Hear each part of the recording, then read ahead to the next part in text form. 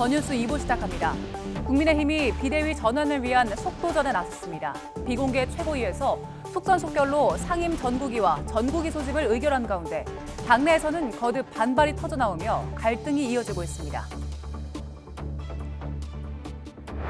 일선 경찰에 거센 반발을 불러왔던 행정안전부 경찰국이 공식 출범했습니다. 이상민 장관은 난관을 뚫고 경찰국이 출범해 감개무량하다면서 혼신을 다해 14만 경찰을 지원하겠다고 밝혔습니다.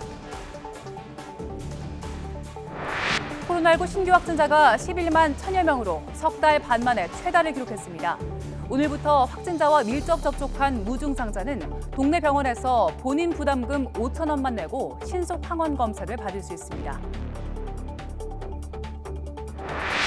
경유와 휘발유 등 공업 제품과 농축수산물, 전기, 가스, 수도료 등이 크게 오르면서 지난달 소비자 물가가 6.3% 치솟았습니다.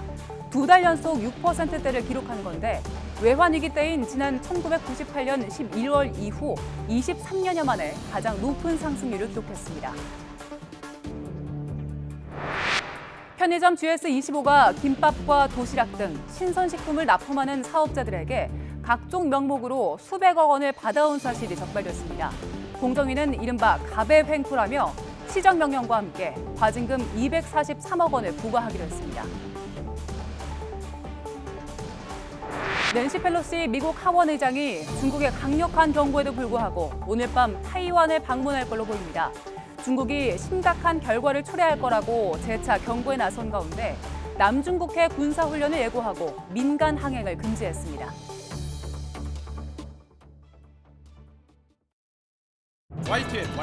YTN 김영주입니다.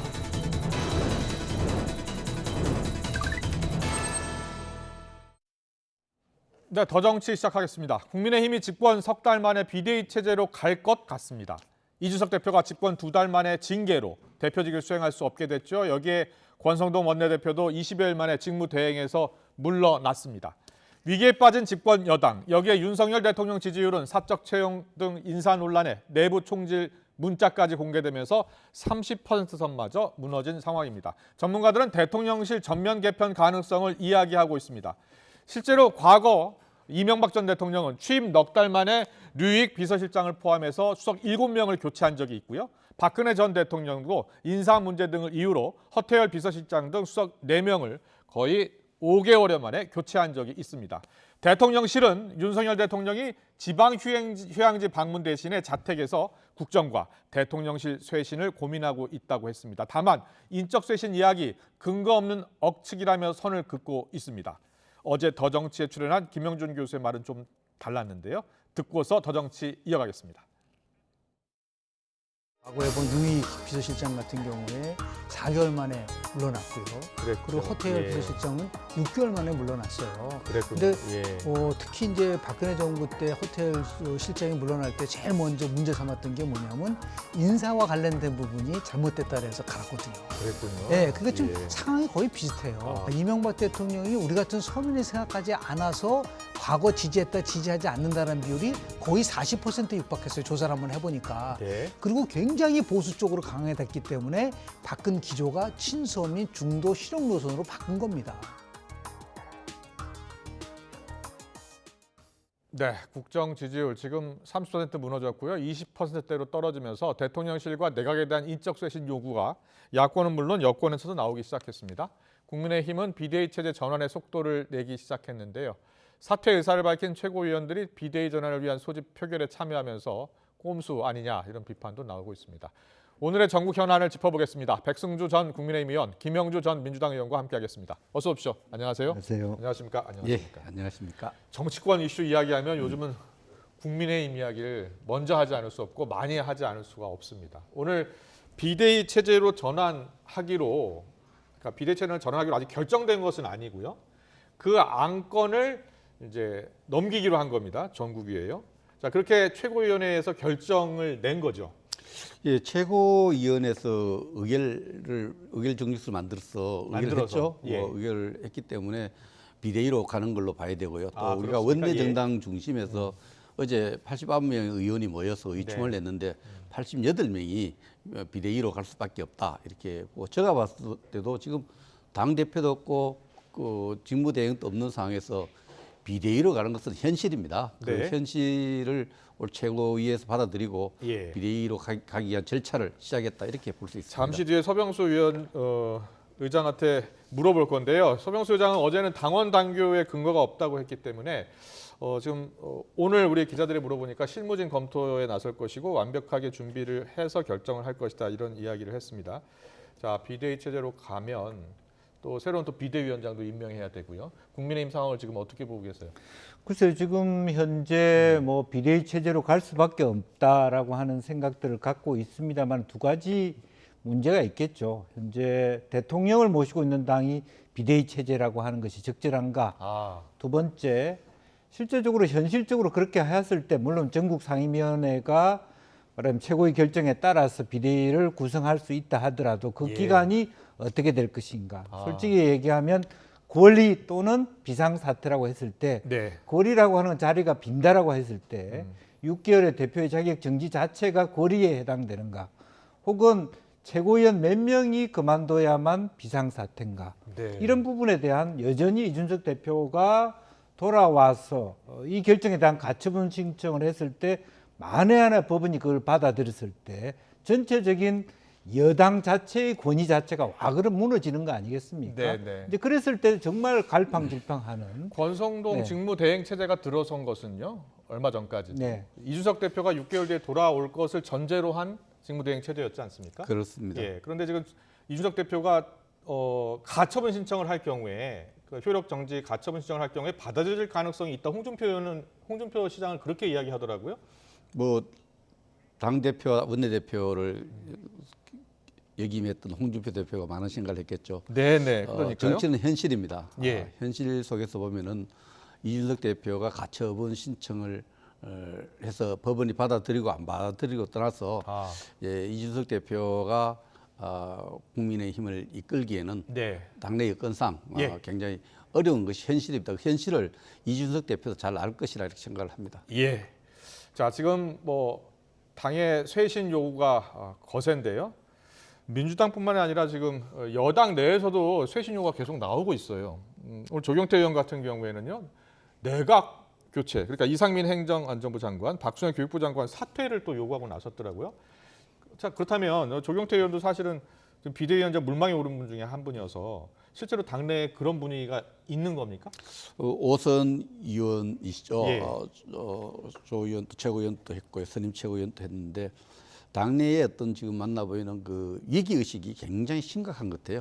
물론 총선거가 좀 멀리 떨어져 있고 그렇지만은 책임감도 있고 해서 위기 의식이 굉장히 많고 포괄적 책임을 같이 느끼는 거죠. 그 부분까지는 좋아요. 그러나 지금 대통령실이 아까 호텔 비서실장이 사퇴할 때하고 좀 다른 부분이 그때는 2월달에 취임했고 여름 휴가를 갔다 와서 이제 비서실장을 교체했던 8월 2일 날 교체됐더라고요. 그러니까 2월 25일 날 취임해서 그러니까 한 6개월 정도 시간이 있습니다. 지금 대통령실에 일부 수석과 중요한 간부는 임명되어 있지만 밑에 일하는 분들은 신원조회도 안 떨어진 분들이 많아요. 아직 체제가 구성이 안 돼 있는데 대통령실에서는 그 대통령실에 대한 인적 쇄신 얘기하면은 물론 이사건자의 그 국정 운영 철학과 또 방향 관련돼 있지만 그러나 대통령실에서는 조금 원론적인 입장을 내놓을 수밖에 없죠. 근거 없는 얘기다 이렇게 할 수 있고 이 부분은 조금 그 책임 공감보다는 제가 국힘 당원으로서 느낄 때는 좀 같이 공존하고 같이 살자 운명 공동체 의식이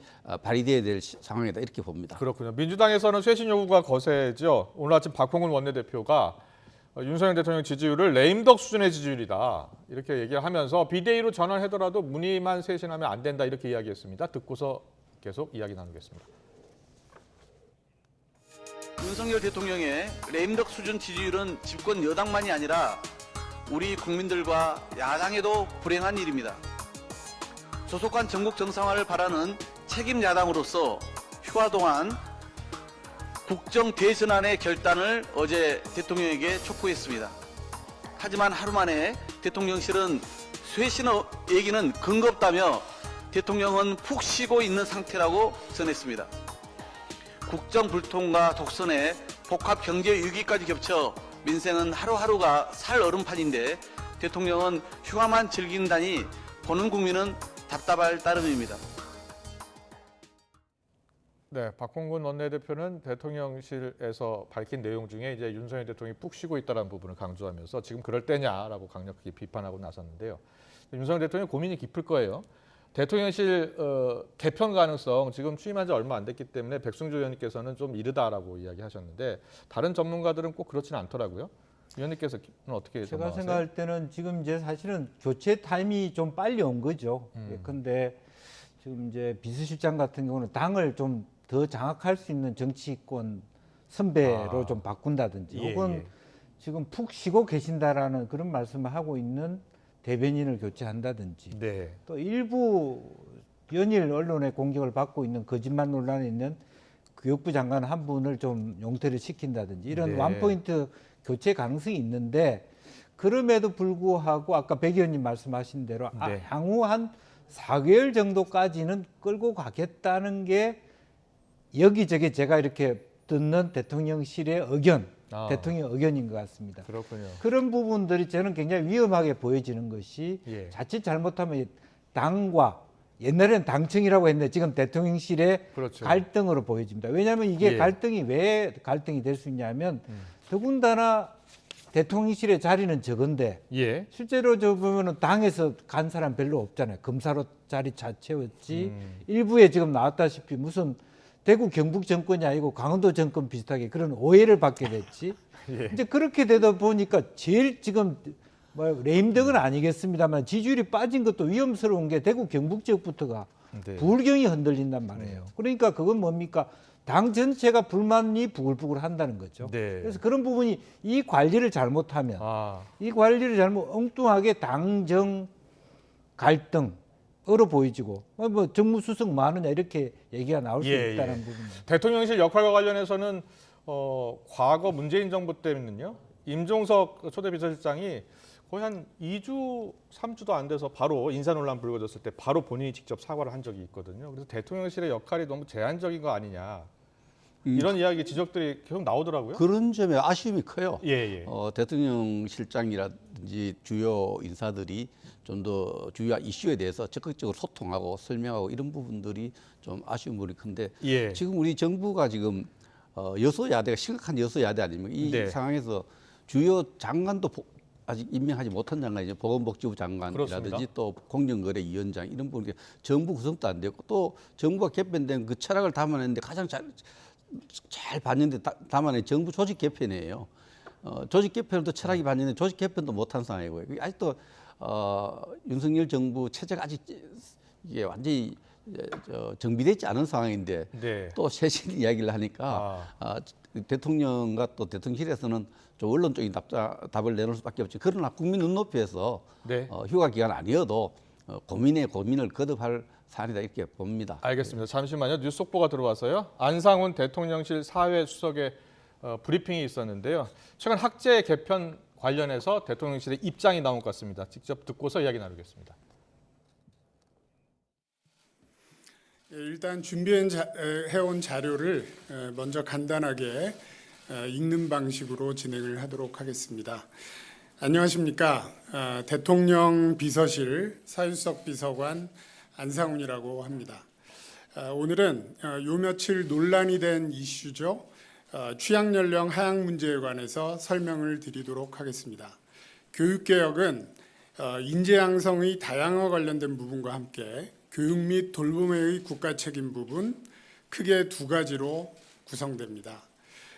반도체 등 첨단 산업 인력 양성, 평생교육이나 훈련 등이 첫 번째에 속합니다.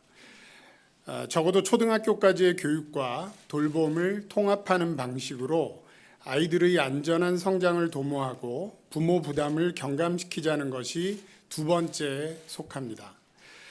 대통령은 선거 때부터 최근까지 초등학교, 지역아동센터 등 관련 현장을 여러 차례 방문하면서 아동기 교육과 돌봄의 통합 문제가 중요하다는 사실을 절감하고 있습니다. 저출산 상황에서 지방재정교부금이 넉넉한 상황입니다. 덕분에 초등학교들의 시설과 기자재는 거의 어쩌면 선진국 넘어서는 수준에 육박하고 있습니다. 이를 활용해서 학교 내 방과 후 돌봄 서비스를 부모 퇴근 시까지 해주자는 게 기본적인 인식의 출발점입니다. 취약연령 하향 조정 문제는 이러한 정책 방향성 속에서 하나의 수단에 불과합니다. 취약연령 하향은 유보 통합, 방과 후 돌봄 등 다른 개혁 과제들과 직간접적으로 엮여 있어서 뭉친 실타래를 동시에 풀 수 있는 그런 대안이 될 수는 있겠지만은 그 자체로 목표인 것은 아닙니다. 에듀케어 시스템으로의 일대 전환, 아동기 보육과 돌봄과 교육의 통합적 운용에 관한 국가 책임, 그리고 이를 통한 아이들의 안전하고 바른 성장과 부모 부담 경감이 개혁의 핵심적 목표입니다. 물론 취약연령 하향의 경우에 노무현 정부 등에서도 추진했었고 영미권을 중심으로 한 다수 선진국에서 시행하고 있는 것으로서 여러 가지 장점이 있는 개혁 방안인 것은 사실입니다. 하지만 노동개혁이나 또 연금개혁 등 거의 모든 종류의 개혁이 다 마찬가지겠습니다마는 교육개혁도 대통령과 내각 맘대로 할 수 없는 부분이 큽니다. 국회 입법사항에 해당하는 것이기 때문입니다. 필요한 개혁이라도 관계자들 간 이해관계가 상충되는 부분이 있어 공론화와 수기가 필요하니 교육부가 신속하게 이에 관한 공론화를 추진하고 종국적으로는 국회에서 초당적 논의가 가능하도록 촉진자 역할을 해달라는 것이 교육부 업무보고에서의 대통령 지시사항이었습니다. 공론화 과정에서 제기되는 다양한 우려에 관해서 자, 지금 들으신 것처럼 안상훈 대통령 사회 수석의 말로는 초등학교 입학 나이 5살로 하향 조정한 것 아직 확정된 것이 아니다. 그리고 국회 공론화를 위한 수기와 촉진 역할을 해달라는 게 윤석열 대통령의 지시사항이다라는 설명이 있었습니다. 결국은 공론화 과정을 다시 거쳐라. 아직 확정된 것은 아니다의 방점이 있는 것 같아요. 대통령 지시사항에 대해서 어떻게 보셨어요? 저 부분이 좀 먼저 나왔어야 하죠. 네. 그러니까 이제 박순애 장관이 올 아침 조간을 보면은 한 달씩 해서 뭐 몇 년까지 할 수 있다. 방법 구체적인 실행 방안까지 나와버리고 또 한 달 있게 나오니까 국민들로 봐서는 또 교육청이라든지 또 관련자들이 봤을 때는 우리하고 의논 안 했는데 이런 생각을 가지는 거죠. 이런 가버넌스의 문제인데 이런 부분이 이 취약 연령 1년을 줄이는 문제가 우리 사회에 주는 교육이라든지 전체 사회에 주는 엄청난 그게 있거든요. 그렇죠. 그런 부분 영향을 고려했을 때 공론화를 거쳐서 이런 부분을 갖고 논의해 가겠다. 이렇게 해서 좀 로드맵을 갖고 발표를 먼저 했더라면은 그런 불필요한 마찰이나 갈등, 불신 이런 부분이 없었지 않을까 생각을 합니다. 그렇군요. 자, 이 학제 개편 지금 사회적으로 큰 논란이 됐어요. 이런 논란이 될 수 있는 사안이라고 판단을 했다면 공론화 과정을 당연히 거쳐이고 좀 더 시간을 두고 했어야 될 정책 과제 아니었나 생각이 들거든요. 그렇습니다. 이제 인수위에서도 그렇게 뭐 두드러지게 나온 적도 없고 또 여러 가지 백서에서도 나온 적이 없는데 어느 날 갑자기 툭 튀어나왔고 또 하나는 그 국가교육위원회가 사실은 올 7월부터 실제로 세팅되기 시작했거든요. 이런 부분들은 엄밀하게 대통령님과 교육부 장관이 하고 싶었을 때 뭐 상임위가 늦게 구성되기는 했습니다만 여당 간사와 전문위원이나 즉 아까 말씀하신 대로 안수석이 얘기하는 대로 국회와 논의하에서 공청회라든지 정책 토론을 통해서 가을 학기로의 전환이라든지 또 실제로 외국 같은 경우는 왜 의무 교육의 강조 이렇게 얘기하지 공교육의 강화 연령이나 이렇게 나가지 않거든요. 한 번쯤 밖에다 이렇게 던져보면서 여러 가지 공론화 하겠다라고 얘기했어야 되는데 과연 저 교육부 장관이 교육 전문가는 아니라 하더라도 진짜 행정학 전문가인지 내가 의심스러울 정도로 절차적인 어떤 과정에 대해서 소홀했다 그렇게 생각이 듭니다. 네, 알겠습니다. 일단은 취약 연령 하향 조정은 일단은 좀 시간을 두고 결정될 것 같죠? 주요 주체 간의 공론화 과정, 국회도 될 수 있고 교육청도 될 수 있고 학부모도 될 수 있고 학부모 단체도 있으니까 그런 부분에 충분히 해서 철학은 국가가 부담을 더 많이 지고 여유 교육비를 가지고 부모의 교육비를 줄이면서 시대에 맞춰 가겠다는 거 아닙니까? 이 좋은 방향이기 때문에 논의를 뭐 철저히 해가야 될 필요가 있고 시작하겠다는 것다 이렇게 생각합니다. 알겠습니다. 자, 잠시 뒤에는 이제 서병수 의원 모시고 전국위 소집 과연 어떻게 되는 건지 그리고 비대위가 출범하는지 한번 직접 여쭤보려고 하는데요. 자, 국민의힘 지도부가 비대위 체제 전환을 위해서 상임 정국위 소집 안건 의결을 했고요. 그리고 상임 정국위와 정국위가 개최되면 이제 출범 여부가 결정됩니다. 비대위 출범 여부가요. 그리고 정국위원회 소집 권한을 가진 정국위 의장의 의사가 지금 상당히 중요한 시점인데요. 서병수 의원이 지금 연결되어 있습니다. 의장님 나와 계시죠? 네, 안녕하세요. 서병수입니다. 네, 안녕하십니까. 상당히 좀 중차대한 시기입니다. 집권 여당으로서 참 위기를 맞고 네, 있는데요. 네. 먼저 정국위는 네, 소집이 걱정이 되는 많이 거죠. 돼요. 언제입니까? 네, 아직 지금 이제 세부적인 일정을 예. 지금 짜고 있는 중입니다. 아, 사실 전국위원회가 소집이 되려고 하면 예. 세 가지 여건을 갖춰야 되거든요. 세 하나는 가지 최고위의 여건. 의결, 또 하나는 이제 상임정국위원 4분의 1의 어떤 요청이 있을 때, 그리고 제가 이제 소집을 할 수 있는데요. 네. 근데 이게 이제 우리 당헌 당규에 보면은 이게 할 수 있다가 아니라 해야 된다라고 이렇게 돼 있어요. 그래서 그렇군요. 예. 요건이 갖춰졌기 때문에 상임정국위원회를 열고 또 전국위원회를 열 계획으로 있습니다. 네, 물론 최고위원회 결정 사항이긴 합니다만 그리고 의총에서도 결정이 났고요. 비대위 전환 가능성이 높다고 보세요? 네. 가능성이 있다고 봐야 되지 않겠습니까? 지금 저는 사실 개인적으로 이 점에 대해서는 비상 상황이라고 결론 낼 수도 없다.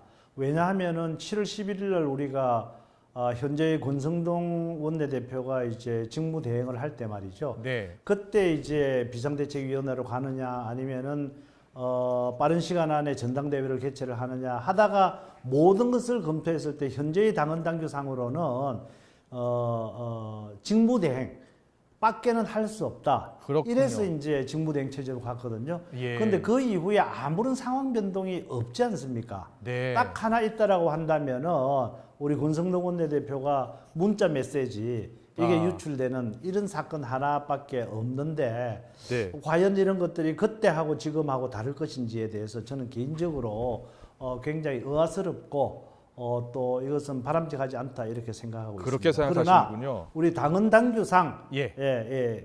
저 절차가 있기 때문에 진행이 될 수밖에 없는 상황이라는 걸 말씀을 드립니다. 어제 인터뷰에서 당원 당규 근거가 없다 비대위 전환에 대해서 그렇게 말씀하신 배경은 무엇입니까? 네, 방금 제가 이렇게 말씀을 드렸지 않습니까? 예. 지난 이제 우리 7월 11일 날 있을 의원총회에서 모든 것을 검토해서 그 이후로 상황이 없는 이런 상황이기도 하고요. 이미 검토한 또 상황이었단 지금 말씀이시군요. 예. 이제 네네 이미 검토하기도 하고 그 이후에 다른 상황 변동이 없이 그냥 직무대행 체제로 이제 갈 수밖에 없는 그런 상황이기도 하고요. 네. 또 한 가지는 이제 이게 최고위원회가 상실 기능이다. 그래서 비상 상황이다. 이런 데 대한 해석을 저희들한테 지금 요구를 하고 있는 거거든요. 예. 그래서 이런 것들도 보면은 많은 국민들이 좀 의아해하고 있는 것만큼은 사실입니다. 네. 이게 어떤 최고위원들이 잘못이 있어가지고 거기에 대한 책임을 지고 사퇴를 하고 네. 또 그것으로 인해서 숫자가 모자라가지고 최고위의 기능이 상실됐기 때문에 비상 상황이다. 이렇게 되면 그 이해가 됩니다만은 그렇지 않은 상황에서 비상 상황을 먼저 가정을 하고 한 사람씩 두 사람씩 이렇게 최고위의 사퇴가 된 거거든요. 그러니까 비상 사태를 만들기 위한 최고위원들의 사태다. 이런 것이기 때문에 사실 국민들이 왜 이렇게 하나 상당히 의아하게 생각을 하리라고 봅니다. 그렇군요. 그렇다면은 비대위 이 구성 권한을 갖고 있는 상임 정국이나 또 정국위에서 다른 결정이 나올 수도 있다고 보세요? 네, 그 다른 결정이 나올 수 있다고 완전히 그렇게 명확하지는 못하겠지만 네. 다른 결정이 나올 수 있는 거죠. 예. 그래서 저희들은 사실 두 가지 요구를 받았습니다. 네. 첫째는 이제 이 상황이 비상 상황인가 하는 것을 유권 해석을 해달라. 그 네. 권한이 상임정국위원회에 있는 거거든요. 네. 그래서 그것이 비상 상황이라고 생각이 되면은 다시 비상대책위원장을 임명할 수 있는 권한이 직무대행에게 있을 수 있도록 그렇게 당헌을 개정을 해달라고 하는 그런 이제 두 가지 요구입니다. 그렇군요. 그래서 이런 예. 것들은 이제 상임정국위원들이 모여가지고 토론을 통해 가지고 의사를 결집을 해야 되는 그런 상황입니다. 그래서 어떤 상황도 배제할 수 없다고 저는 생각을 합니다. 그렇군요. 알겠습니다. 이게 비상 상황인지 여부를 판단해 줘야 되고 또 비대위원장을 임명할 수 있는 네. 권한은 당 대표와 권한 대행이 할 수 있는데 그 규정을 바꿔서 권한, 네, 그렇습니다. 예, 직무대행도 할 수 있도록 개정하는 부분에 직무대행이 대해서 예, 할 수 있도록 개정하는. 네, 네. 예. 네. 그렇다 지금 그래서 이게 여러 가지 상당히 가능성이 좀 열려 있는 복잡한 거네요. 이제 절차. 네, 그렇습니다. 알겠습니다. 그런데 만약에 비대위가 구성이 된다고 하더라도요. 비대위가 과연 언제까지 네. 유지해야 되느냐. 그리고 조기 전당대회 이야기도 나올 수 있는 거 아닙니까? 지금 현재의 비대위 구성은 전체적으로 우리 의원들의 생각은 조기 전당대회를 하기 위한 준비하기 위한 그런 이제 그 비상대책위원회다 이렇게 인식을 하고 있습니다. 그러면 쇄신형하고 관리형 비대위가 있다면 관리형 비대위가 적합하다 이렇게 보시는 겁니까? 그렇게 중지가 모아지는 것 같은데요. 예. 관리형 비대위. 저는 정부위원회 의장으로서 네네. 자 그렇다면요 조기 제 전당대회 개인적인 가능성이 어떤 높아지는 의견을- 건데 만약에 비대위가 구성이 되고 또 네네 그렇습니다. 네 그렇습니다. 조기에 전당대회를 열면 그러면요 문제는요 이준석 대표가 여전히 지금 대표지 않습니까? 지금 뭐 당원권 정지를 받았어도 네 그렇습니다. 예 그런데 만약에 네네. 홍준표 시장 말로는 효력정지 가처분 신청을 법원에 낼 경우에 이게 받아들여질 수도 있는 상황이 올 것이다 이렇게 네, 보고 있거든요. 그럴 위험성이 없다고 할 수가 없습니다. 이준석 대표의 입장에서도 지금 이제 윤리위의 징계 6개월을 직무정지, 당원권 정지를 받았지 않습니까? 그런데 비상대책위원회가 이렇게 만들어진다라고 한다면 이 권한 대행이 되는 것이기 때문에 네. 당 대표로서의 어떤 권한이 사라지게 되는 거죠. 네. 그렇기 때문에 제명이나 마찬가지의 그런 결과를 갖게 되는 겁니다. 그렇기 때문에 나이도 젊고 아직까지 해서 예. 자기가 앞으로 정치 생명을 이어가기 위한 여러 가지 방법을 고려를 할 것이고 그 중에 하나가 법원에 가처분 신청을 할 것이 아닌가 이렇게 예측을 하고 그런 위험을 지금 가지고 있는 겁니다. 그렇군요. 그렇기 때문에 제가 네. 늘 이야기하는 것이 이렇게 여러 가지 논란이 있고 위험이 있는 이런 비상대책위원회보다는 정말 우리 잘못을 깊이 우리가 반성을 하면서 대국민 사과도 하면서 새로운 어떤 원내대표를 포함한 지도체제를 구성을 해서 직무대행체제로 그대로 가는 것이 바람직하다라고 하는 그런 의견을 여러 차례 제가 피력을 했습니다. 네. 자 그렇다면 서병수 의장님 말씀을 좀 요약해 보면 지금 7월 10일 직무대행 체제로 갔을 때하고 상황 변화가 거의 없기 때문에 직무대행 체제로 가는 것이 맞고 네. 그리고 원내대표를 네. 새로 뽑아서 다시 직무대행 체제로 가는 것이 맞다는 판단이다 이런 생각이신 거죠? 네. 네, 그렇게 해야만 비상대책위원회, 우리 당에서 비상대책위원장을 선정을 한다면 그렇게 하는 것과 실질적인 내용 측면에서 별다른 차이가 없지 않습니까? 네. 그렇다면요 권성동 원내대표는 이번에 원내대표도 같이 물러나는 게 맞다고 보시는 거군요. 그렇게 생각하게 된 이제 계기가 우리 권성동 원내대표가 직무대행을 그만 사표를 내겠다고 했지 않습니까? 예. 그런데 이것이 이제 자기 마음대로 사표를 낼 수 있는 그런 상황이 아니거든요. 예. 왜냐하면은 권성동 원내대표는 직무대행을 하게 된 이유가 원내대표로서 당연직 우리 당의 최고위원 서열 2위의 최고위원의 자격으로서 직무대행이 된 거거든요. 네. 그래서 그러한 직무대행 자리를 사표를 내려고 하면 원내대표 자리도 내야 되는 거, 사표를 내야 되는 겁니다. 네. 뿐만이 아니라 지금 일어나고 있는 대통령의 지지율 문제라든가 또는 우리 당내가 이렇게 어수선하게 되고 갈등 구조에 쌓이고 국민들의 신망을 받지 못하는 이유들 중에 하나도 또 원내대표에게 책임이 없다 할 수 없는 거 아니겠습니까? 예, 알겠습니다. 보면은 지금 네. 정리를 해보면요, 당원 96조에 있는 최고위 기능이 네. 상실되는 이 비상 상황이 발생할 경우에 비대위를 둔다는 조항이 있는데 이 상황으로 봤을 때는 네. 비상 상황이 계속 되는 것인지 여부를 지금 우리 의장님께서는 그렇게 보지 않고 있다라고 보시는 것 같고요. 네, 상임정국위원회에서 네, 네. 네. 그러나 그것은 이제 제 개인적인 생각이고 개인적인 의견으로요. 우리 상임정국위원 네, 그건 제 개인적인 생각이죠. 그러나 저는 상임정국위원회 의장으로서 네. 이런 상황이 비상 상황인지 아닌지를 네. 우리 상임정국위원들한테 물어서 결론을 내려야 되는 그런 책임이 있는 사람이죠. 알겠습니다. 그리고요, 이제 비대위 체제로 간다면 네. 비대위원장을 임명해야 되는데 말씀하신 것처럼 지금 최고의 요구는 네. 거기에 있는 그 권한, 그러니까 임명 권한이 있는 당 대표나 권한 대행이 아니라 직무대행도 임명할 수 있도록 바꿔달라라고 요청한 거 아닙니까? 그게 적절하다고 보세요? 네, 그렇습니다. 네, 개인적으로 그 적절하다고 글쎄, 보세요? 그거는 이제 저는 개인적인 생각은 적절하지 않다고 보는 거죠. 다만 이제 우리 당은 당규상에 그렇게 절차를 밟을 수밖에 없는 상황이기 때문에 첫째 상임정국위원회를 열어가지고 이 상황이 비상 상황이냐 아니냐 하는 것을 결론을 내야 되거든요. 네, 만일에 이것이 비상 상황이다라고 결론이 난다면 그 다음 수순으로는 그런 당헌 개정 절차에 들어갈 수가 있는 거죠. 알겠습니다. 당원 개정이 되면 비대위원장 임기는 그러면 언제까지가 돼야 된다고 보세요? 올 가을이나 뭐 내년 초 이야기도 나오거든요. 전당대회 전까지 한다라고. 예, 그렇죠. 그러니까 해야 조기 되겠죠. 전당대회를 만약에 연다면 네네네. 올 가을이 적합할 것이냐 아니면 내년 초가 적합할 것이냐. 왜냐하면 가을에 정기국회가 그럼 있잖아요. 빠르면 빠를수록 좋은 거 아니겠습니까? 네.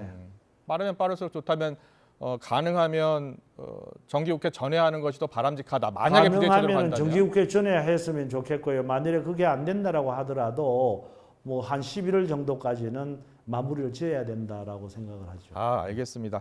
정국위 회의가 아직 언제 열릴지는 결정이 안 됐지만 가능하면 빨리 언제쯤이면 결정될 것 같습니까? 가능한 빨리. 네. 글쎄 지금 이제 실무진에서 그 시나리오를 지금 만들고 있는 중이거든요. 네. 그래서 상임정국위원회를 열고 그다음에 정국위원회를 열고 또다시 상임정국위원회를 열고 해야 될 일들이 좀 복잡합니다. 네. 그래서 그러한 과정마다 뭔가 우리가 미리 준비해야 될 것들이 있기 때문에 예. 그런 것들이 다 준비가 되느냐 하는 것을 우리가 준비를 해서 일정을 잡아야 됩니다. 네, 알겠습니다. 오늘 말씀 여러 가지 잘 들었습니다. 자, 정국위 소집 권한을 네네. 쥐고 계신 서병수 정국위 의장과 함께했습니다. 오늘 말씀 잘 들었습니다. 고맙습니다. 네, 감사합니다. 네. 자, 두 분 다 들으셨습니다만 서병수 의장의 이제 개인적인 생각과 본인이 또 의장으로서 역할이 있습니다. 의장으로서 역할은 최고위원회에서 결정이 났고, 자, 이 비대위 체제로 가야 될 상황인지 여부는 이제 정국위 의원들이 판단을 할 것이다라고 이야기하셨고, 개인적으로는 지금 그 체제는 이미 7월 11일 직무대행 체제로 갔을 때 이미 판단한 문제라 이렇게 이야기를 하셨습니다. 자, 백순 의원님, 지금 보면은요 아직 최종적으로 이제 결정이 어떻게 날지 모르겠어요. 그렇습니다. 어떻게 들으셨어요? 예. 서병수 의장님 말씀 중에 이제 전국 상임위원회를 열 수 있는 요건이 다 세 가지 다 되어야 되는 게 세 가지 중 하나만 되면 전국위원회를 열어야 되고요. 그렇죠. 열면서 이미 비상사태다, 비상시국이라는 것은 최고의 의결로 가름이 될 것 같아요. 최고의 의결을 그렇게 했으니까 네. 전체적으로 저도 저 상임위원회 할 때 그런 생각이 최고위원회 의결을 존중해야 되는 부분이 있는데 그 상황에서 전국위원회에서 이게 비상사태냐 아니냐 이런 부분에 대한 논란이 되면 굉장히 깊은 논란으로 빠져들 것 같고요. 네. 가장 관건은 지금 비상대책위원회로 가는데 비대위원장을 임명해야 돼요. 네. 임명할 수 있는 법적 근거가 없어요. 그러니까요. 그 부분에 대해서 당헌을 개정해야 되는 부분이 있는데 당헌 개정에 대한 것이 의제로 올라가고 그것이 의제가 합의가 만들어지면 쉽게 가는데 그것이 안 되면은 네. 굉장히 깊은 논란으로 빠질 것 같다. 의장님도 저런 생각을 갖고 그러니까요. 있습니다. 의장도 상당히 곤란한 것 같아요. 개인적인 소신도 그렇죠. 있지만 소신과 다르게 지금 뭐 당이 움직이고 있는 것 같기도 하고요. 물론 이제 민주정당이니까 정부위원회에서 결정을 하겠습니다만. 정치는 현실이기 때문에 좀 전에 말씀드렸지만 그 원내 의원님들이 뭐 한 거의 지금 89분이 모여서 88명이 찬성했고 예. 그분 중에 이제 도당위원장이라든지 그분의 여러 가지 직책이 있는 분들이 전국 상임위원회 위원이기 때문에 그렇죠. 그분에 대한 인식은 같이 갈 것으로 봅니다. 같이 갈 것으로 의총에서 했던 이야기가 네. 생각하고 상임위원회 가서 다른 이야기하면 그것도 논리적으로 문제가 되죠. 그렇군요. 예. 예. 김효조 의원님은 뭐 국민의힘 상황이긴 합니다만 제가 어떻게 갈 것 같습니까? 들어보시니까 어때요? 예. 사실 여기서 이제 변수들이 더 남아 있습니다. 네. 뭐냐면 원내대표를 유지하면서도 실제로 수 의장님 뜻하고 달리 비대위원장을 추대하고 원내대표는 실제로 비대위 체제 밖에서 유지하는 방안들도 있을 수 있고요. 예, 또 하나는 실제적으로 예. 뭐 5선 그룹들 중에 비대위원장을 뽑는 것, 네. 또 권순동 원내대표가 그만두신다 했을 때 누가 원내대표 될 거냐, 시기적으로 굉장히 예민하고 적절하지 않는 내부 회의론이 상당히 많습니다. 예. 그리고 지금 현재 방금 인터뷰는 굉장히 문제가 있는 것이, 문제가 있다는 표현보다는 네. 이준석 대표가 만약에 가처분 처분했을 때 인용될 거리를 다 말씀해 주셨어요. 네, 7월 그럴 가능성도 11일 날 있다고. 이미 예. 우리가 비상체제가 아니라는 의결을 했기 때문에 합의를 했기 때문에 군안대응이 유일한 대안이란 말, 그 자체가 지금 비대위 체제로 가는 것에 정당성이 없다는 것을 어제 의장이 말씀해 주셨기 때문에 예. 상당히 저것도 두고 문제가 될 발언이 될 수 있다, 그런 생각이 듭니다. 네, 알겠습니다. 오늘 정치권 이슈는 국민의힘 상황 아주 집중적으로 알아봤다 정도로 정리를 해야 될 것 같습니다. 민주당 상황을 좀 많이 듣고 싶었는데 다음 민주당 상황도 하나 정도 짚고 가죠. 아니, 네, 알겠습니다. 여기까지 듣겠습니다. 시간 관계상요. 지금까지 김영주 전 민주당 의원, 백순우 전 국민의힘 의원과 함께했습니다. 잘 들었습니다. 고맙습니다. 감사합니다.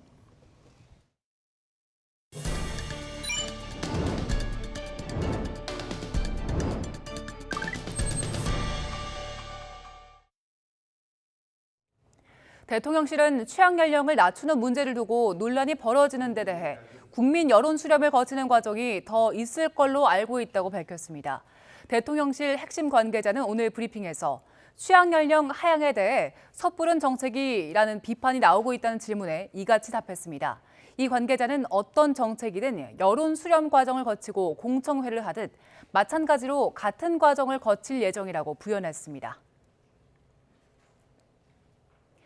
자녀 행세를 하면서 갑자기 휴대전화가 고장나 급히 돈이 필요하다는 문제를 보내는 등 이른바 메신저 피싱 수법으로 44억 원을 갈취한 사기 일당이 무더기로 경찰에 붙잡혔습니다. 이미 꽤 알려진 수법인데도 피해가 꾸준히 반복되고 있는 만큼 문자를 보낸 사람이 실제 본인이 맞는지 확인하는 게 필요합니다. 안동준 기자의 보도입니다.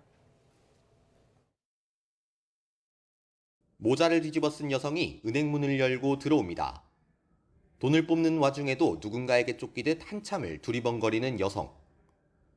또 다른 카드로 재빨리 돈을 뽑은 뒤 현금을 챙겨 유유히 은행을 빠져나갑니다.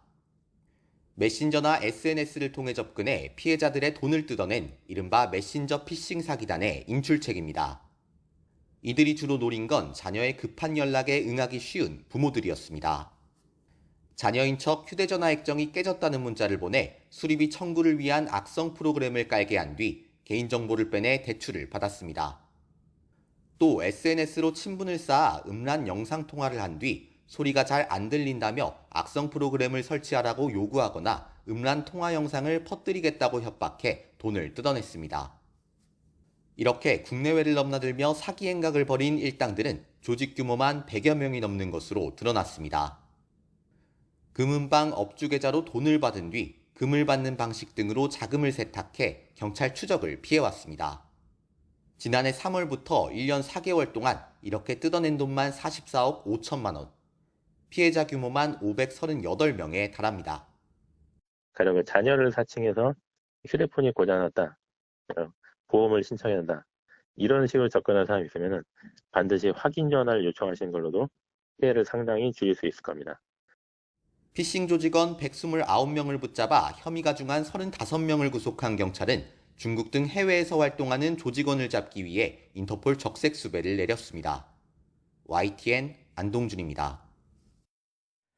오늘 오전 9시 40분쯤 경부고속도로 부산 방향 목천 나들목 인근을 달리던 승용차에서 불이 났습니다. 불은 인명피해 없이 차를 모두 태우고 30여 분 만에 꺼졌습니다. 고속도로 순찰대는 엔진 과열로 불이 시작된 걸로 조사됐다고 밝혔습니다.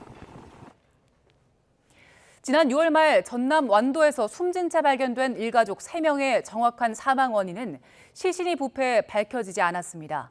광주 남부경찰서는 국립과학수사연구원의 부검 결과 아버지 A씨의 사망 원인은 부패로 알 수 없지만 익사 가능성을 배제할 수 없다고 밝혔습니다. 부인과 딸도 부패로 불명이라고 덧붙였습니다. 경찰은 이런 국과수의 감식 결과와 앞으로 나올 휴대전화 포렌식 결과를 바탕으로 정확한 사망 원인과 사고 경위를 가릴 예정입니다. 낸시 펠로시 미국 하원 의장이 오늘 밤 타이완을 방문할 걸로 보입니다. 타이완을 맞는 중국 동부군은 전투 명령만 대기하고 있다는 영상을 올리면서 전의를 드러내고 있습니다. 베이징 연결합니다. 강정규 특파원. 네, 베이징입니다. 네, 펠로시 의장이 결국 타이완행을 강행하려는 걸로 보이죠? 네, 타이완 매체들은 펠로시 의장이 오늘 밤 숭산공항에 도착할 거라고 보도했습니다. 현지 시간으로 밤 10시 30분, 우리 시간으론 밤 11시 반입니다. 보도에 따르면 오늘 밤 타이베이에서 숙박을 하고 내일 오전 8시 차이잉원 총통과 면담할 예정입니다. 이후 우리 국회에 해당하는 입법원을 방문한 뒤 오후 방한길에 오를 전망입니다. 타이완 당국은 펠로시의 방문 기간 200명 넘는 경호원을 투입하는 등 보안 등급을 최대로 끌어올릴 계획입니다.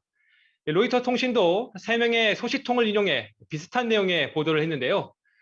그동안 중국이 군사행동까지 거론하며 엄포를 놓았던 만큼 내일까지 타이완 주변 해역의 긴장은 최고조에 달할 것으로 보입니다. 이런 상황에서 중국군이 명령만 내려오면 전투에 나서겠다 하는 내용의 영상을 추가로 올렸다고요? 네, 중국 동부군이 공식 SNS 계정을 통해 올린 2분 26초짜리 영상입니다. 중국 동부 전군은 타이완 지역을 담당하는 군사사령부입니다. 영상을 보면 최근 공개한 공중급유기를 비롯해 핵 잠수함과 폭격기 등 각종 전략무기의 기동 장면이 담겼습니다. 특히 둥펑 17 초음속 미사일을 모자이크 처리해서 내보냈는데 미국보다 기술적으로 앞선 걸로 평가받는 무기입니다. 주요 메시지는 단 한 줄입니다. 전투 명령이 떨어지기만을 기다리고 있다는 겁니다. 실제 오늘 중국 군용기와 군함들이 타이완 해협 중간선에 근접해 오는 그 도발을 이어가고 있습니다. 타이완은 오늘 오전 8시부터 4일 밤 12시까지 군사 대비 태세를 격상한 걸로 전해졌습니다. 미군도 펠로시 엄호를 위해 남중국해에 항모전단을 대기 중인 걸로 알려졌습니다. 펠로시 의장이 타이완에 가는 걸 두고 중국이 유독 민감하게 반응하는 이유는 뭡니까? 네, 미 하원 의장실에서 공개한 이 사진 한 장 보시죠. 1991년 당시 4년차 의원 자격으로 베이징을 방문했던 펠로시가天安문 광장에서 돌발 시위를 한 장면입니다. 플래카드엔 중국의 민주주의를 위해 목숨을 바친 이들에게라고 적혀 있습니다. 중국 정부가 극도로 민감하게 여기는 1989년天安문 유혈 사태의 희생자들을 추모한 건데요.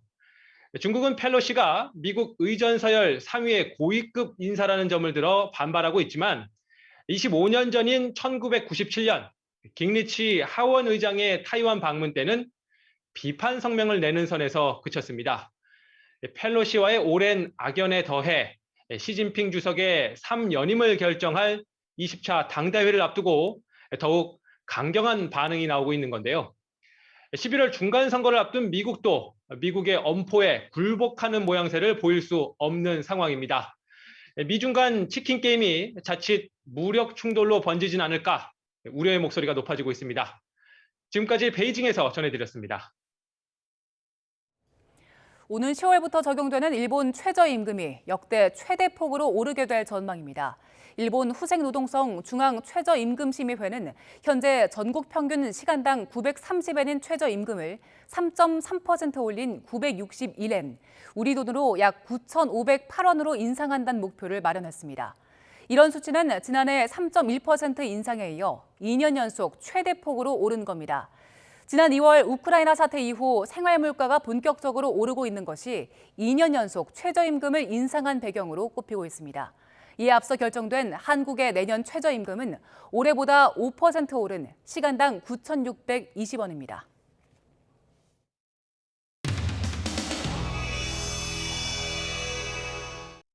최영암 7월 5일 날 3시간 동안 두절이 됐는데 사실입니까? 모든 통신이 두절이 됐는데? 예, 그렇게 알고 있습니다. 그때 보고 받았습니까? 그때는 제가 여기 없었기 때문에.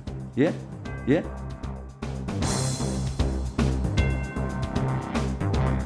제21대 국회 후반기의 첫 번째 일입니다. 최영암이 제주도 군에서 망망대해에서 3시간 동안 통신이 두절이 됐다는 것은 이건 큰일이죠. 그 안에서 내란이 일어났을 수가 있고 또는 테러 세력에서 어떻게 될 수도 있고 사고도 있을 수 있는데 장관도 그때 보고를 실시간에 못 받았잖아요. 예, 보고 못 받았습니다. 이거 어떻게 있을 수 있는 거죠? 그 시기는 제가 정확히 기억을 못 하겠습니다. 그때 보고 받았습니까? 제가 그걸 오늘 아침에 보고 받아서. 합참의장은 보고 받았나요? 예, 후에 보고받았습니다. 언제 받았어요? 지난주에 보고받았습니다. 지난주 이거 7월 5일에 일어난 건데 지난주에 보고를 받아요? 그럼 대통령도 모르고 있었겠네? 예, 보고를 안 했기 때문에 그때 알 수가 없는 상황이었죠. 이것은 있을 수 없는 겁니다. 근무태만이고요.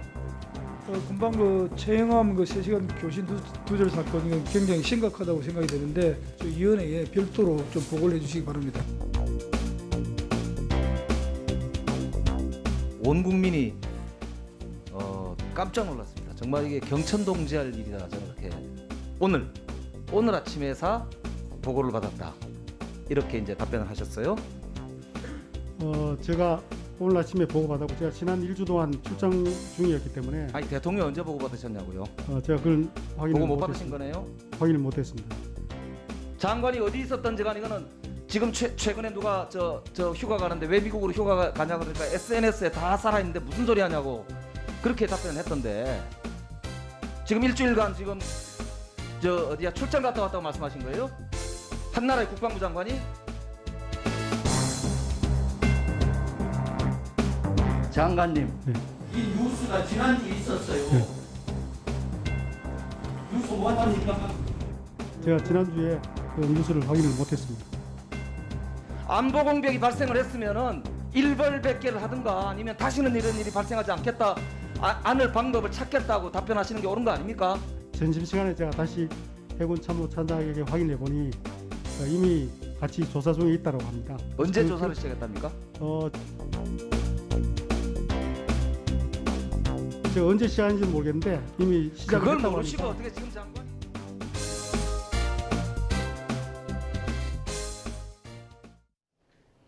현재 서울은 비가 내렸다 그치기를 반복하고 있습니다. 그 밖에 전국 곳곳으로도 산발적인 비가 내리고 있는데요. 비구름은 밤사이 강하게 발달하겠고 중서부 지방은 내일 오전까지, 남해안은 내일 늦은 오후까지 비가 이어지겠습니다. 경기 북부와 영서 중북부에 최고 80mm 이상, 수도권과 영서, 남해안과 제주 산간에 20에서 60mm의 비가 예상됩니다. 비가 습도를 끌어올려 후텁지근한 날씨가 계속되고 있습니다. 서울을 제외한 전국 곳곳으로 폭염특보가 확대 강화했습니다. 내일 오후부터는 구름만 많은 날씨가 이어지겠고요. 비가 그친 뒤에도 중부와 전북, 경북에는 소나기가 지날 수 있겠습니다. 밤사이 최저기온이 25도를 웃돌며 열대야가 나타나겠습니다. 서울 26도, 대전 25도, 광주 25도가 예상됩니다. 내일 낮 기온은 오늘보다 1도에서 많게는 5도가량 높겠습니다. 서울 31도, 대전 32도, 대구 35도가 예상됩니다. 날씨였습니다. 이슈를 더 쉽게 풀어드리는 더 뉴스.